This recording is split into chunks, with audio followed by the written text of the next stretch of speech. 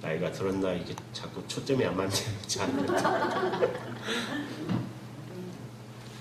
사랑하는 여러분, 제가 받은 복 중에 가장 큰 축복은 성령님이 제 안에 오신 것입니다. 여러분 어떤 복 하나를 받고 그리고 그 다음부터는 나머지는 정말 안 받았다, 상관이 없을 만큼 그렇게 만족스러운 그런 복이 있을까요? 그게 바로 성령님의 복입니다. 성령님께서 제게 오신 거 믿어지지 않는 복입니다. 전에는 내가 얼마만큼 성공했느냐 그런 것들이 굉장히 중요했었어요. 그러나 이제는 그런 거 하나 없어도 그것이 아무것도 아닐 만큼 성령 하나님께서 제 안에 계신 것으로 충분합니다.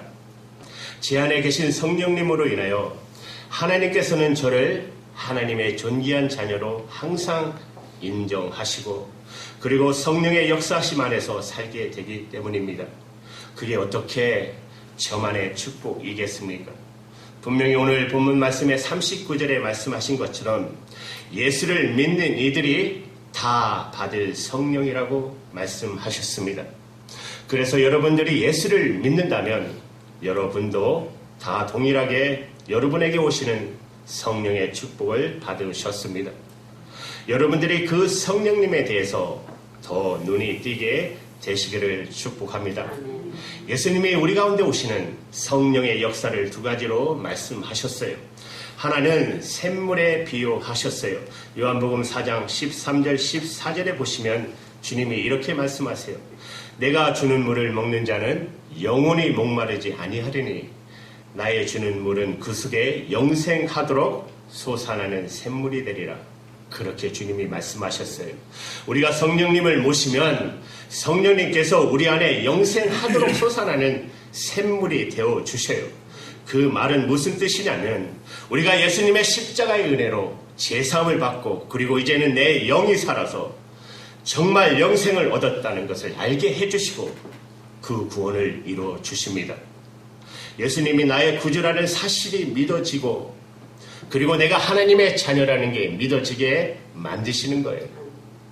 성령님께서 그 역사를 이루어 주시는 거예요. 그러나 여러분 성령의 역사는 이렇게 내 영혼이 사는 영생을 얻는 역사뿐만 아니라 흘러 넘치는 강과 같은 역사가 있다라고 말씀하셨어요. 그것이 오늘 주신 저희들에게 주신 하나님의 말씀입니다. 요한복음 7장 37절 38절 말씀 예수님께서 이렇게 말씀하셨어요. 우리 같이 읽을까요? 시작. 명절의 끝날 곧 큰 날에 예수께서 누구든지 목마르거든 내게로 와서 마시라. 나를 믿는 자는 성경의 이름과 같이 그 배에서 생수의 강이 흘러나리라 하시니. 아멘. 주님이 이렇게 말씀하셨어요. 이 강에 비유된 성령의 역사는 놀라운 변화를 하나님이 나를 통해서 일으키신다는 거예요. 가정이 변화되고 그리고 내 일터가 변화되고 내가 사는 도시가 변화되고 내가 속한 민족이 바뀌는 역사를 하나님께서 이루신다는 거예요. 강에 비유하신 것입니다. 그런데 예수님께서 오늘 보면 38절에 성경의 이름과 같이 그렇게 표현하셨는데 그것은 이미 성경에 그 내용이 나와 있다라는 뜻이죠. 여러분 너무나도 잘 아시는 에스겔서 47장에 보면 이 강의 역사가 나옵니다. 에스겔 선지자가 성전에서 물이 흘러나오는 환상을 보아요. 성전에서 물이 흘러나오는데 처음에는 발목 정도 차요. 그 다음에는 무릎 좀 차요. 그 다음에는 허리 좀 차요. 그리고 헤엄을 쳐야 할 정도로 강에 돼버리는 환상을 보게 됩니다. 그런데 이 성전에서 흘러나오는 이 물이 강이 되는데 그 강 주변의 모든 것이 소생하며 살아나는 거예요. 우선 그 강 속에 엄청난 물고기들이 넘쳐나고 그 강이 바다로 흘러가니까 바다가 소생하고 깨끗해지고 아주 맑고 새롭게 바뀌고 수많은 물고기들이 그곳에 살고 그 강이 흘러가는 좌우 주변에 나무들이 다 잘 자라서 달마다 새로운 열매를 맺는 이런 엄청난 환상을 에스겔 선지자가 보게 됩니다. 그게 바로 성령의 역사라는 거예요. 예수님께서 그렇게 말씀하시는 거예요. 우리에게 성령이 오셔서 그 성령님께서 우리를 통해서 이런 역사를 이루어내신다는 약속을 하십니다. 그런데 이런 엄청나고 놀라운 예언의 말씀을 예수님이 가장 어려움을 겪으실 때 하셨다는 사실이에요. 예수님이 이 말씀을 하실 때 유다인들이 이제 예수님을 죽이려고 모의합니다. 예수님이 일으키신 오병의 기적을 보고 수많은 유대인들이 예수님께 와요. 그리고 다 떠나가요. 그리고 예수님을 이제 유대인들이 죽이려고 구체적인 모의를 하고 있는 바로 그때에 예수님이 놀랍게 이 예언의 말씀을 하셨어요. 그러므로 혹시 여러분 아주 힘들고 어려울 때를 보내고 계신 분 계시나요? 사람들로 인해서 어떤 환경 때문에 몸이 건강치 못해서 마음이 낙심이 되십니까? 여러분 안에 계시는 성령님을 주목하시기 바랍니다. 그 성령께서 이 생수의 강의 역사를 이루시는 분이십니다. 여러분이 지금 처해 있는 그 형편에서도 하나님은 반드시 부흥을 일으켜 내십니다. 하나님의 기적을 이루는 역사를 이루시는 하나님이십니다. 성령님이 여러분 안에 계신 것을 여러분 주목하시기 바랍니다.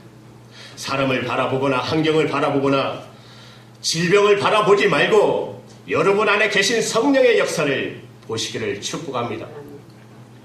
여러분 꼭 그리 되시기 바랍니다. 어떤 분들은 성령님이 그렇게 놀라운 분이라고 내가 들어도 저는 잘 믿어지지 않아요. 왜냐하면 그런 역사가 실제로 나에게는 안 일어나니까. 성령님이 정말 강물 같은 역사를 행하는 분이라고 하더라도 분명히 나도 성령을 모시고 있는데 왜 역사를 안 하시는지 모르겠다고 하시는 분들이 있다면 오늘 그 말씀을 여러분들에게 드리려고 하는 것이에요. 여러분, 성령님이 우리 안에 오셨고 그분은 내 영혼만 구원하실 뿐만 아니고 내 주변에 있는 모든 것들을 바꾸는 역사를 행하세요. 가정이 바뀌고 일터가 바뀌고 교회 부흥이 일어나고 민족이 바뀌는 역사를 행하시는 분이세요. 그런 역사를 그런데 그런 역사를 안 하시느냐? 왜 이렇게 질문하는 분이 있잖아요. 그런데 왜 나에게는 그러면 성령의 역사를 안 하느냐? 이런 질문을 하는 분들이 있어요. 여러분 자신이 성령에게 완전하게 순종함으로 내어드리지 못하고 있기 때문에 그래요. 여러분 자신이 이 은혜, 성령의 강같은 은혜에 뚝이 되어 담이 되어서 그 은혜를 막고 있기 때문에 그래요. 그러니까 성령님께서 여러분들을 넘어서 흘러가셔야 되는데 여러분이 그 성령의 역사를 가로막고 있는 거예요. 우리가 그럴 수 있을까요? 우리 자신이 성령님의 역사를 가로막는 뚝이 될 수 있을까요? 실제로 그렇습니다. 여러분 마가다락방 120문도가 예수님의 부탁함을 받아 전심으로 기도할 때 성령을 받게 됩니다. 그때부터 성령의 시대가 시작됩니다. 그런데 성령님은 그 120문도에게 임하시면서 예루살렘을 떠나 유대와 사마리아와 땅끝까지 성령의 역사를 행하시기를 원하셨어요. 그것은 여러분 이미 예수님께서도 명령하셨고 예언하셨어요. 사도행전 1장 8절에 보면 성령이 너에게 임하시면 너희가 예루살렘과 온 유대와 사마리아와 땅끝까지 이르러 내 증인이 되리라. 그런데 성령 받은 그 120문도가 그렇게 예루살렘을 떠나야 된다는 것에 대해서 명확하게 알지 못했어요. 그래서 그들은 계속 성령의 은혜를 충만히 받았지만 예루살렘 안에만 있었어요. 성령 받은 사람이 예루살렘을 떠나지 않으니까 여러분 성령의 역사도 예루살렘을 벗어날 수 없었던 거예요. 성령을 모시고 있는 그 사람에게 성령님은 제한이 된다는 것이에요. 그런데 핍박이 예루살렘에 임합니다. 그래서 스데반 집사님이 돌에 맞아 순교 당하십니다. 초대교회 기둥 같던 야고보 사도가 목배임을 당하는 순교를 당합니다. 이제 이런 일이 벌어지면서 그 성령 받은 성도들이 비로소 예루살렘을 떠나기 시작합니다. 왜냐하면 예루살렘에 있으면 죽겠으니까. 그래서 유다로 사마리아로 땅끝까지 성도들이 흩어지면서 복음의 역사가 전 세계로 퍼져나가기 시작한 거예요. 그러니까 우리 가운데 계시는 성령의 역사는 우리의 순종의 영향을 받아요. 성령님은 강같은 은혜가 넘치시는 분이세요. 그런데 우리가 우리 자신의 고집 때문에, 완고한 성품 때문에, 나 중심적인 생각 때문에 내가 성령님에게 복종하지 않으면 성령님은 아무 일도 못하신다는 말입니다. 여러분은 여러분의 자신이 얼마나 고집이 센 사람인지 아십니까? 우스갯소리인지 진짜 모르지만 텔레비에 그런 말 하더라고 안 해도 가장 친한 사람 세 사람에게 물어보면 자기를 정확하게 안대요. 그렇게 맞나요? 그게? 그렇게 했던 거. 모르시면 여러분에 있는 좌우 형제나 가족들에게 한번 물어보시기 바랍니다. 우리 고집이 보통이 아닙니다. 성령님께서 역사하고 싶으셔도 우리 자신의 고집 때문에 성령님이 하실 일을 못 하시는 거예요. 여러분이 가정 안에서부터 여러분에게 온 성령의 엄청나고 놀라운 역사를 경험하셔야 되는데, 그러려면 여러분 자신이 성령님 안에서 반드시 무너져야 합니다. 여러분 자신이 반드시 성령 안에서 무너지셔야 돼요. 강둑이 무너지는 것처럼 여러분이 정말 성령 안에서 무너져야, 그래야 성령님의 은혜가 우선 가족들에게 흘러나가게 되는 것입니다. 사랑하는 여러분, 예수님 우리가 영접하고 성령님이 약속대로 우리에게 오셨는데, 그분으로 인해서 우리의 가정은 천국과 같이 되게 되어 있어요.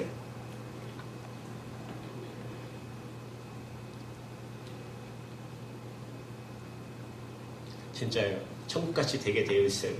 그 성령님이 반드시 그렇게 만드셔요.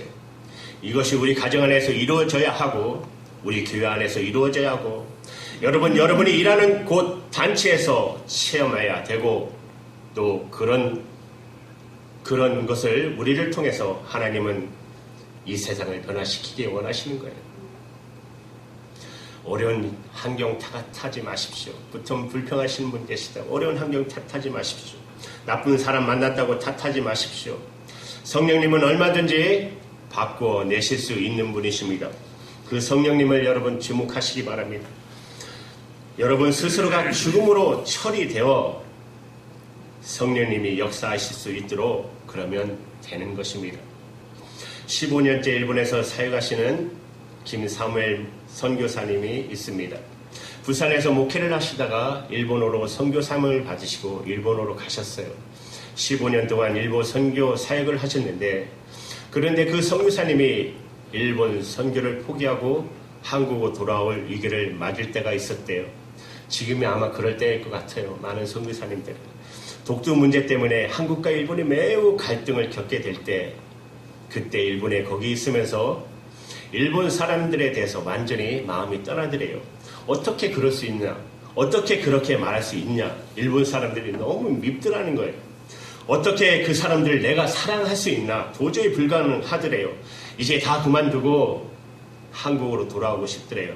그때 마침 미국에서 세계 선교사 대회가 열렸고, 그래서 그 선교사님이 그 대회에 참석을 했답니다. 첫째 날 저녁에 집회가 끝나고 강단에 나가서 기도하시는데 정말 마음에 통곡의 기도가 나오더래요.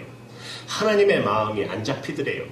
내가 일본 선교사로 왔지만 일본 사람들에 대한 미움이 해결되지 않은 거예요. 그래서 그 문제로 인해서 막 울면서 간절히 기도하셨대요. 그렇게 기도하고 일어나려고 하는데 앞에 일본 목사님들이 무릎을 꿇고 앉아 계시더래요. 눈물이 방벅이 되셔서 기도하고 계시더래요. 그리고 그 일본 목사님들이 김사무엘 선교사님의 손을 잡고, 선교사님 우리 일본을 용서해 주십시오. 울면서 그렇게 고백을 하시더래요. 우리 일본을 용서해 주십시오.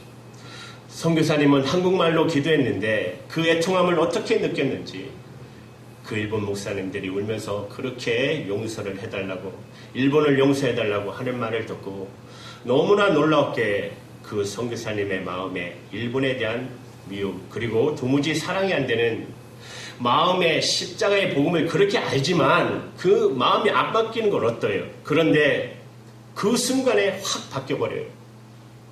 일본 사람을 향한 긍휼함이 마음으로부터 뜨겁게 일어나더라는 것입니다. 그 일본 목사님들과 손을 붙잡고 두 분이 그분들과 함께 펑펑 울면서 기도했다는 거예요. 그렇게 한참을 기도하고 일어나는데 놀라운 것은 세계 각처에 온 선교사님들이 그 한국 선교사님과 일본 목사님들이 손잡고 울면서 기도하는 그 주변에 다 무릎을 꿇고 앉아서 같이 기도하고 계시더래요. 한국과 일본의 안에 십자가의 은혜와 용서로 하나가 되기를 선교사님들이 그렇게 기도하고 계시더래요. 그리고는 선교사님 그리고는 그 다음부터 마음이 완전히 달라지셨어요. 일본을 향한 뜨거운 사랑과 긍휼한 마음이 한 번도 변한 적이 없더라고 말씀하시더라고요. 여러분, 성령님께서 역사하시는 것입니다. 성령님께서 우리가 도무지 할 수 없는 것들을 이루시는 것이에요. 이것이 우리 주님이 약속하신 성령의 강같은 은혜의 역사입니다. 오늘 하나님께서 우리 가운데 그 은혜를 이루기 원하십니다. 오늘 예배 드리는 여러분에게 이미 하나님이 그 축복을 주셨음을 믿습니다. 크리스찬 신문에 어느 목사님의 간증을 읽고 제가 참 은혜를 받았어요. 그분은 개척한 지 10년째 되는 목사님입니다. 너무너무 어려운 시절을 10년 동안 보내셨어요. 개척교회를 10년 동안 하다 보니까 그저 생각나는 건 돈밖에 없더래요. 돈이 있어야 되겠더래요. 돈이 있어야 교회를 개척하고 교회가 실패하지 아니하고 든든히 서려면 뭐가 있어야 돼요? 돈이 있어야 되더래요. 그 목사님의 고백에 의하면. 돈이 어디서 생길까? 그래야 땅도 사고 예배당도 짓고 그래야 교회가 안정이 될 텐데. 그래서 목사님이 고민하다가 돈을 좀 마련해야 할 것 같아서 청약 저축 통장을 하나 만들었답니다. 사모님에게 얼마씩 내가 돈을 줄 테니까 가서 청약 통장 하나 만들라고. 그래서 청약 예금 통장 하나를 만들었는데 얼마 뒤에 그 가까운 곳에 신도시가 들어선다는 발표가 난 거예요. 진짜 대박이 터진 일이 생긴 것이죠. 이게 얼마야? 그리고 가만히 정보를 들어보니까 수억이 생기는 건 일도 아니더래요. 그때부터 진짜 주야로 부동산만 묵상했다는 것이에요. 목사님 인터넷 들어가서 정보란 정보는 다 살펴보고 어디에 투자하면 돼야 되겠고 어떻게 분양을 받아야 하고 그러면 또 얼마나 돈이 생기고 아주 나중에 거기에 박사가 됐대요. 목사님이 얼마나 계속해서 그 정보들을 비교하고 연구했는지. 두려운 것은 강단에서 설교하는 시간에 또 부동산 생각밖에 안 나더래요. 설교한 시간 내내 부동산 생각밖에 안 나더래요. 기도하는 시간에도 부동산 생각밖에 안 들더래요. 말씀 준비하는 시간에도 계속 부동산 정보만, 컴퓨터 모니터만 계속 떨어져 쳐다보고 있더라는 거예요. 하나님께서 물으시더래요. 너 지금 누구를 믿느냐? 너가 나를 믿느냐 돈을 믿느냐 물으시더래요. 목사님이 정직하게 대답할 수밖에 없었대요. 돈이 있어야 된다고 생각이 듭니다. 너무너무 마음이 두렵더래요. 하나님께서 너 안 되겠다. 그 청약 예금 통장 해지하라. 너 그거 붙잡고 있다가 내 영혼이 말할 수 없이 피폐해졌다. 목사님도 그것을 느끼겠더래요. 이렇게 해서는 안 되겠다 싶으셔서. 그런데 그 통장 해지를 못하겠더라는 거예요. 은행 문 앞에까지 몇 번을 갔다 왔지만 그걸 해지하겠다고 못하겠더래요. 당장 그것이 있으면 몇 억이 생기는데 설교 시간에 목사님이 고백을 해요. 교인들에게. 그러지 못하면 순종하지 못할 것 같아서 저는 최근에 주야로 부동산만 묵상하고 살았습니다. 저는 하나님을 믿은 게 아니라 돈을 믿었습니다. 이래 가지고는 하나님께서 아무 역사를 못하신다고 하셔서 제가 이 청약 예금 통장을 해지하겠습니다. 교우 여러분, 정말 저를 용서해 주십시오. 제가 이 문제에 대해서 하나님 앞에 전심으로 서겠습니다. 그렇게 고백을 했대요. 그러지 않으면 해지하지 못할 것 같아서. 그러고는 은행에 갔어요. 갔더니 얼마나 사람들이 많이 모였는지 다 통장을 개설하려고 모인 사람들이죠. 이제 번호표를 받고 보니까 1시간 반을 기다려야 되겠더래요. 자기 혼자만 그 통장을 해지하러 온 거예요. 한참을 기다리는데 가슴이 너무 답답하고 숨쉬기가 어려울 정도로 번호가 하나하나 당겨질 때마다 이제 가서 해지하면 끝나는 거예요. 이제는 바깥으로 나갔다 하다 보니까 결국 자기 번호가 되어서 가서 통장을 내밀고 해지해달라고 하니까 창구에 있는 직원이 깜짝 놀라며 왜 그러시냐고, 도대체 이걸 왜 이것을 해지하려고 그러냐고. 그때 그 목사님이 글속 이런 말을 하셨대요. 더 큰 집이 생겨서 그렇습니다. 그러고는 해지하고 은행문을 열고 나오는데 눈물이 얼마나 쏟아지는지, 하나님하고 돈하고 어떻게 비교가 될 수 있어요. 그런데 그 목사님은 자기 안에서 그게 비교가 되더래요. 하나님이냐 돈이냐, 그게 자기 마음에서는 저울질이 되더래요. 세상에 어떻게 이럴 수 있느냐. 그게 너무 죄송해서, 하나님 앞에 그게 너무 죄송해서 내가 어떻게 하나님이냐 돈이냐 가지고 갈등할 수 있느냐 말이에요. 그래서 목사님이 하나님 앞에 통곡하면서 울었다는 거예요. 제가 그 목사님의 간증을 읽으면서 생각했어요.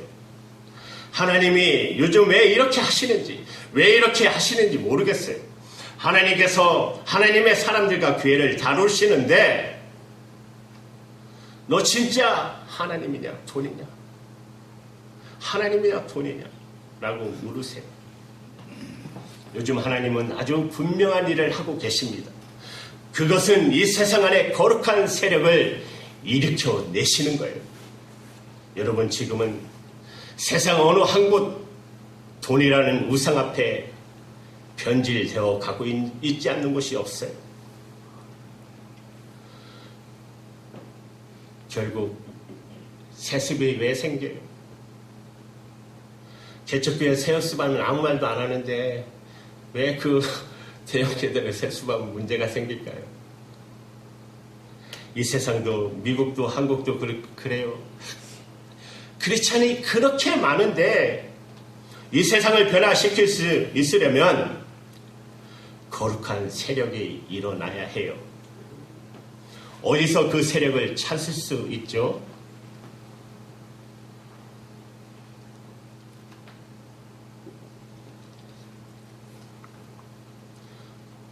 어디서 그 세력을 찾을 수 있겠어요?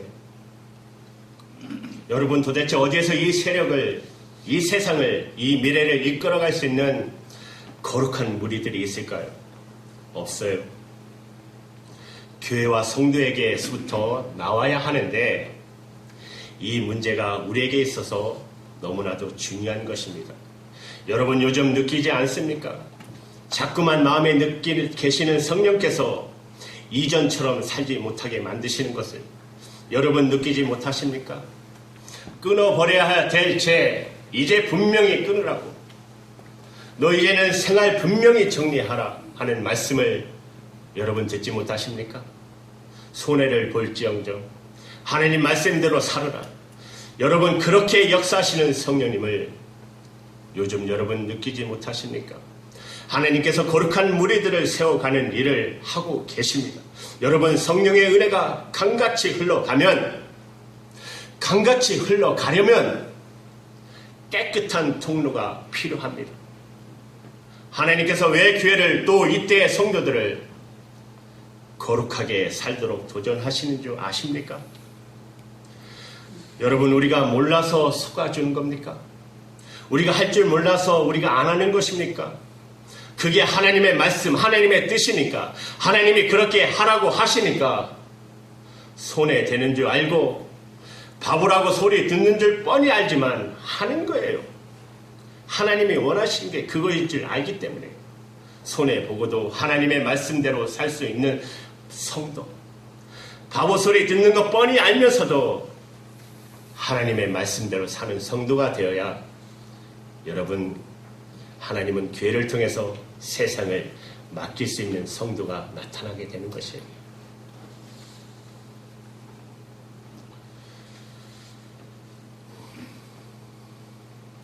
여러분, 사도 바울이 갈라디아서 2장 20절에 여러분도 너무나도 잘 아시는 내가 그리스도와 함께 십자가에 못 박혔나니 이제는 내가 산 것이 아니요 내 안에 그리스도가 사신 것이라. 이것이 사도 바울을 통하여 강과 같이 하나님이 역사하셨던 비밀이었어요. 그대로 우리가 해야 하는 것입니다. 우리의 가정이 변화될 수 있어요. 우리 교회가 말할 것도 없고 우리가 사는 이 땅, 이 세상을 살리는 자가 되는 것이에요. 우리 안에 그 일을 행하시는 분이 바로 성령님이십니다. 우리가 여러분 뚝이 되지 않으면, 담이 되지 않으면, 성령의 역사를 가로막는 뚝이 되지 아니면 하면 여러분 주님께 완전히 순종하는 것만이 살 길입니다. 이제는 욕심을 십자가에 못 박으면 되는 것입니다. 하나님은 깨끗한 통로를 찾으세요. 쌓아두는 것은 오히려 축복을 걷어차는 거예요. 주님을 신뢰하시기 바랍니다. 주님은 저와 여러분을 통하여 성령의 역사가 강과 같이 우리를 통하여 나타나기를 원하십니다. 여러분 성령 충만하시기 바랍니다. 여러분을 통하여 성령의 역사가 강같이 흘러 넘치시기를 주님의 이름으로 축복합니다. 기도할게요. 하나님 감사합니다.